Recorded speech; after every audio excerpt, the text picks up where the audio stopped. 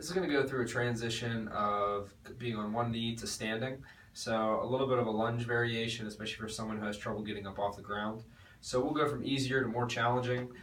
Being in front of a table works really well to start, so you have a little help from your hands. I'm going to take my front foot and get it as far underneath that table to where I'm kind of just coming under the lip of the table, and my hands are going to be on top of the table, right? So I may put a pillow or a small pad under my knee. Also, the higher this knee is raised up off the ground, the easier it is. So if you go to do this and it's too hard, grabbing a couple pillows or a couple towels and raising yourself up a little bit is going to make it somewhat easier, being a little more shallow, right? So phase one, I'm going to have hands on this table. And the big thing for me is I want to make sure that my lower back doesn't start to arch. So I'm going to press down into the table and lightly pull my butt underneath me to flatten my lower back. And then once that's flat, I'm going to use my front heel and my back toe to just press my head straight up towards the ceiling. So coming back down, I have front leg pretty much perpendicular to the floor as far as my lower leg. Back toes flexed, and I'm just pressing. I can use my hands to assist me a little bit, and I'm just pressing through both front heel and back toe to lift me up. I can play around with my foot position if I feel like this is too hard, bringing my feet or my knees a little closer together and make it a little bit easier. But same concept, I don't want to have this tension in my back when I go to do it. So most of the work will come from my front leg and my hands helping me stand up towards the standing position. So that's phase one, right? Phase two is going to be trying to actually create a forward stepping motion. So I'll press, but instead of relying on my back leg, I'm actually going to let my hands kind of slide forward.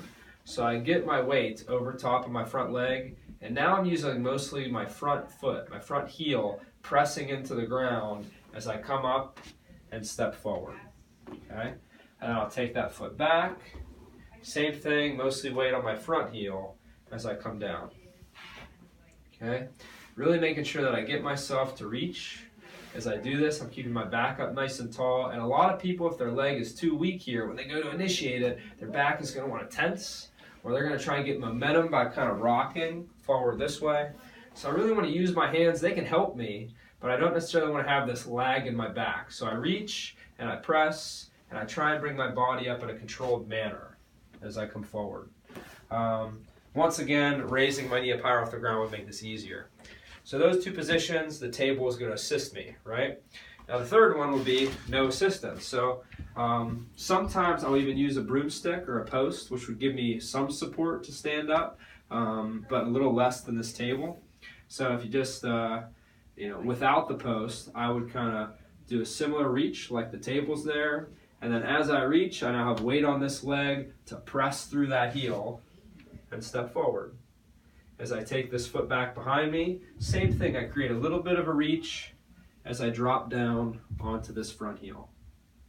Like I said, broomstick or post could be out here to give me a little bit of support. So as I reach and I press into that post, that could assist me if my leg wasn't up for the task. Really trying to make sure that I keep my back as neutral as possible as I transition from that leg being behind me and coming down, right? Same thing without my hands in front of me. I'm trying to let my chest come forward, but I'm hinging more through my hip, getting my weight over top of this heel so I can press through that heel and pull my hips underneath me. So a quick little sequence on transitioning from the floor to standing with your hands in, without.